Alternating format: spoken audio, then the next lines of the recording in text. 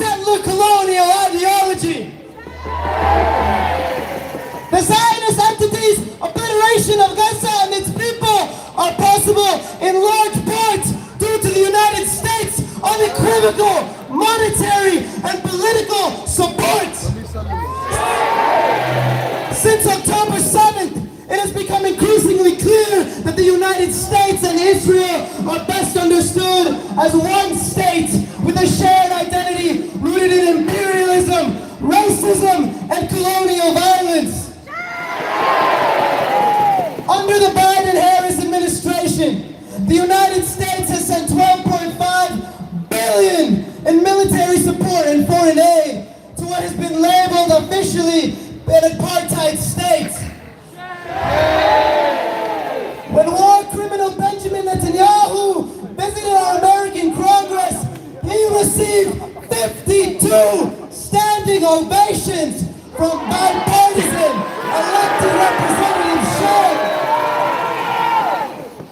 It is for these reasons we believe any principled support of the Palestinian struggle against Zionism must hold a deep skepticism of the foundational and hegemonic institutions of the American settler colonial state, and why our organization stands against participation in the upcoming presidential election. The Zionist settler colonial project is a mirror of the United States. Colonial governmental and administration practices which prove effective in Israel are employed by the United States in what many of you know as the deadly exchange. The expansion of Cop City facilities in the United States are based on models sharpened by the Israeli occupation forces, and many American police departments, including the PPD pigs you see around us, are trained by the IOF. These collaborations are reinforced by a common foundational myth: the pillage, plunder, and colonization of a land that settlers sought to empty of its inhabitants, justified by an intrinsic and unquestionable right to the land. We must understand that it is Americans and the American system of global exploitation and state violence that allow apartheid states like Israel to exist. As an organization dedicated to Palestinian liberation, firmly rooted in decolonial principles, Students for Justice in Palestine resolutely rejects the legitimization and participation in the presidential election. We stand against the normalization of oppressive systems and structures of violence, something the presidential election does both domestically and internationally. The presidential is not an opportunity for harm reduction. It is a maintenance of the status quo, a status quo that inflicts violence against its own people and wages war against the global south for the purposes of extraction and capital gain. Shame! We sit in the cradle of empire, one which has developed robust mechanisms to legitimize itself, even as it deepens the world's suffering. Liberal democracy is a perverse tool that is wielded by the hegemonic authority to curtail the power of the people. We have been fed lies to believe that the representative government, as we encounter it, encompasses the totality of what politics can and should be. It is quite clear this is not the case.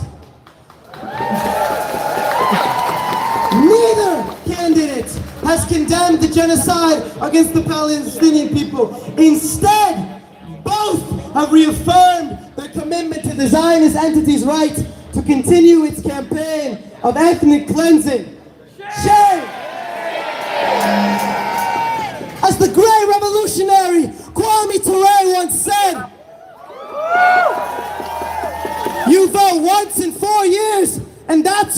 political responsibility.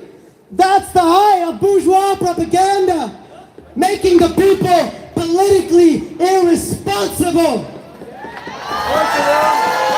thinking their responsibility is limited to a one-day vote.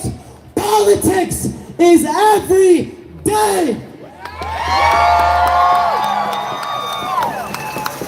The election exists to distract us, to demobilize our fight against American empire and its manifestation in the state of Israel.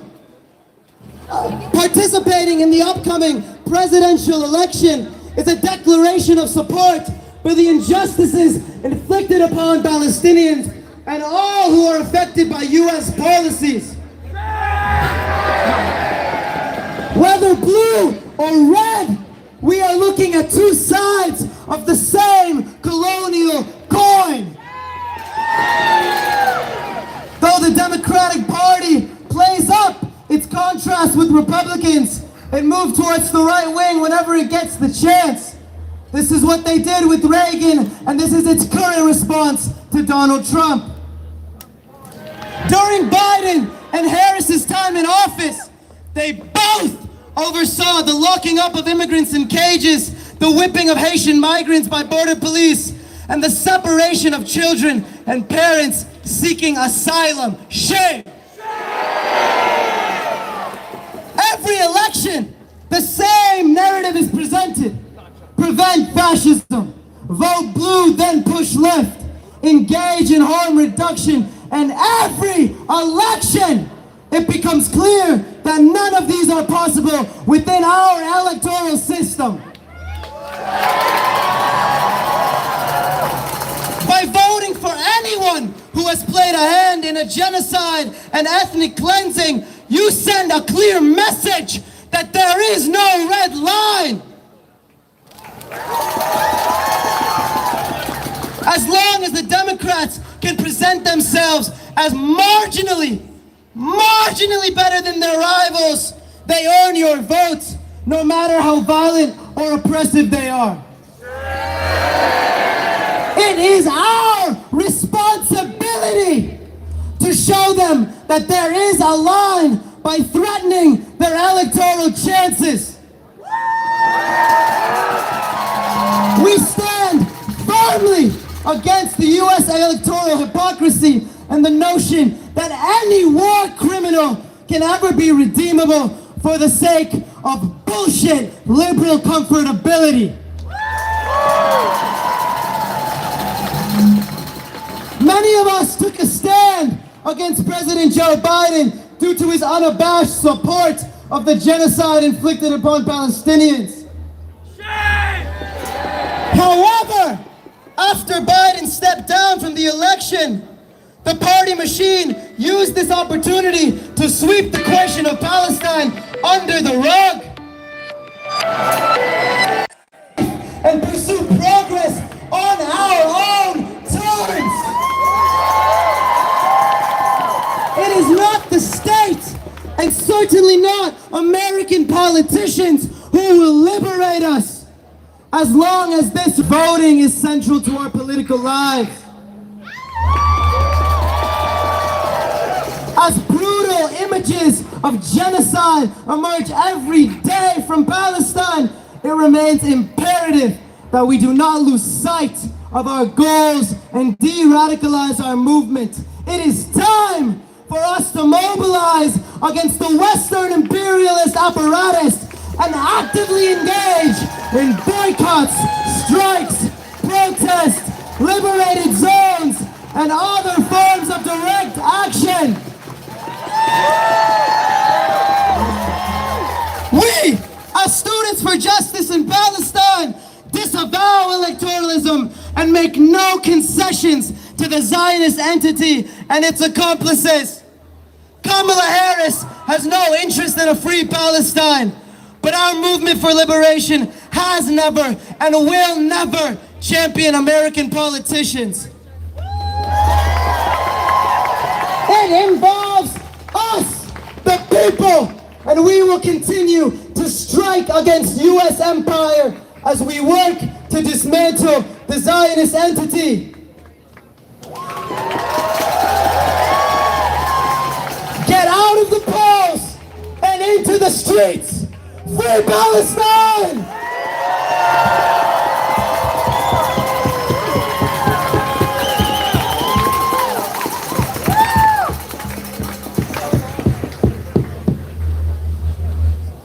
Are we still pumped up?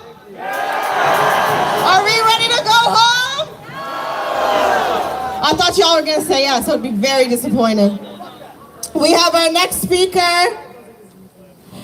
It's Philly Alliance Against Imperialism. Let's do a chant, y'all. From Palestine to the Philippines. Stop the U.S. war machine. Make some noise if you love Palestine.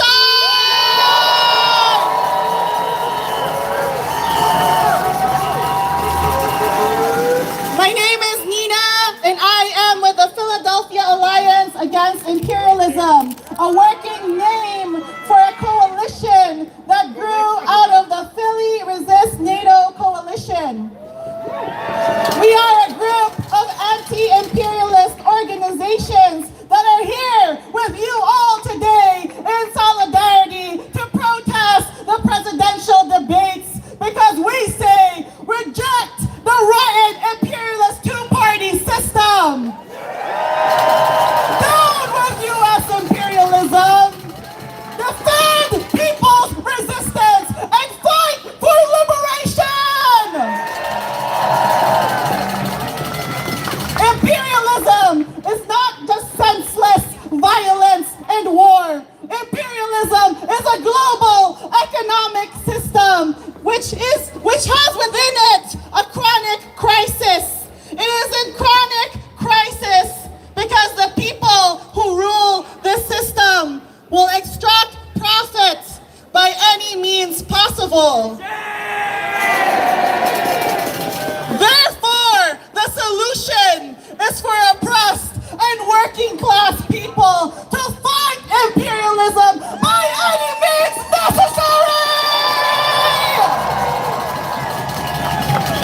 The GRP and the Democratic Party are two sides of the same imperialist coin. There is no choice to be made. There is no lesser evil to choose. When this electoral system is built on fear-mongering, the illusion of choice, and political circusry, we must understand that we have a responsibility to fight and see our struggles as interconnected. These imperialist parties are the same parties. Let's not forget that Biden and Harris continued on the migration policy of Trump and built the wall. Both parties did that. Let's not forget that Trump and the Biden-Harris administration both criminalized people who are fighting for a better world, especially the left. Look at all the cop cities that are being built in this country. Let us not forget that Biden-Harris administration passed the Countering Domestic Terrorism program to further surveil progressive and leftist forces. Therefore, we have no illusions on whether or not we should choose Kamala Harris or Donald Trump. We reject both.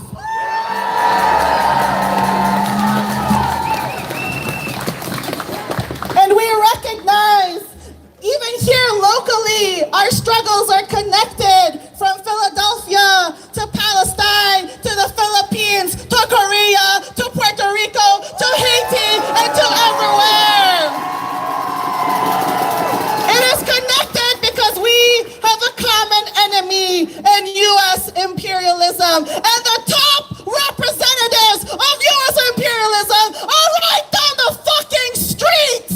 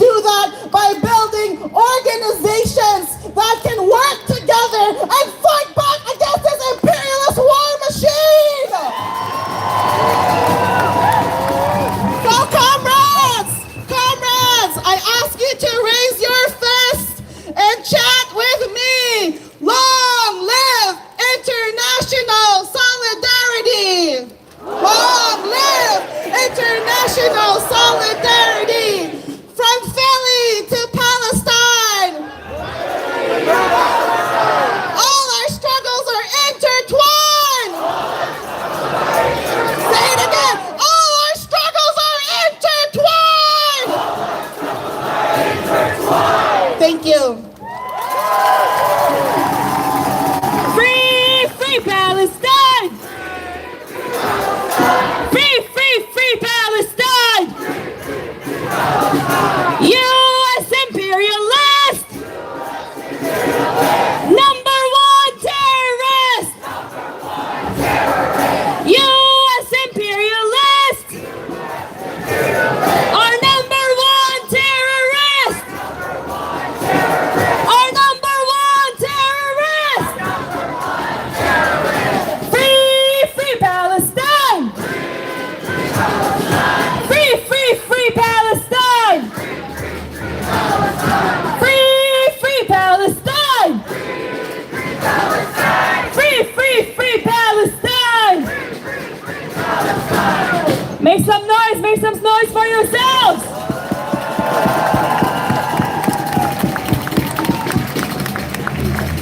We got one more speaker, y'all. This one is gonna be short. We're going to be reading a statement from the Lion's Den, the cradle of resistance in Palestine, because although these marches are very important, these protests and these direct actions and these organizational marches are very important to hold ourselves accountable, because we are all complicit in the genocide. But we know that these marches are not going to free Palestine, the resistance will.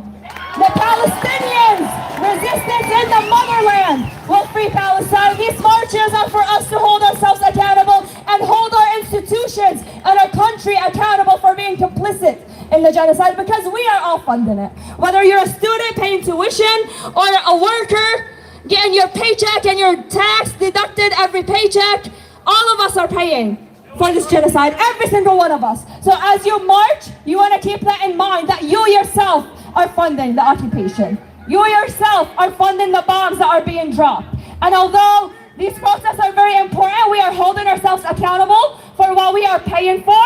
We know that the resistance back home will free Palestine. The resistance in Gaza and in the West Bank and in Lebanon and in Iraq and in Yemen, the resistance will free Palestine, not us. So keep that in mind. So we choose to center the resistance. So we're going to be reading a statement from the Lion's Den, one of the leading resistance cradles in Palestine.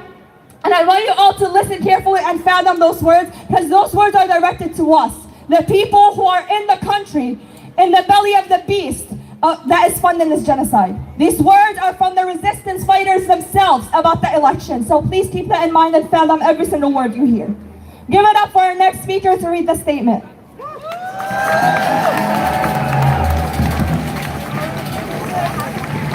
November 1st, 2022. This statement was released in November 1st, 2022. On August 28th of this year, the Zionist entity launched their cowardly, criminal invasion of the West Bank. They have bombed mosques, raided refugee camps, taken dozens of people prisoners, shot international activists, and shut down the Jordan entry point. Like Gaza has been for the last 20 years, the West Bank has just become another open-air prison. Shame! So we're reminded of the statement released from the Lion's Den, the resistance in Nablus, to us on November 1st, 2022. To those who call for peace, look at their elections and you will see their choices. You will see their results, and you know, despite your knowledge, that you are chasing a mirage. As for the resistance in the Lion's Den, the blessed factions and our lone wolves strike them everywhere. What kind of life is this that we live in peace with those who abuse our blood and the blood of our children, the blood of our men and sisters? No, by God, either we will crush the oppressor or we will die, as did Al-Wadi, Abu Salah, Al-Nabulsi, Al-Jabari, and Al-Tamimi. Your brothers, the Lion's Den. Say it clear and say it loud. Resistance, you make us proud. Say it clear and say it loud. Janine, you make us proud. Say it clear and say it loud. Nablus, you make us proud. Say it clear and say it loud. Dubas, you make us proud. Say it clear and say it loud. Dulkaram, you make us proud. We will honor all our martyrs. All our fathers, sons, and daughters. Say it clear and say it loud. Yahya Sinwar, you make us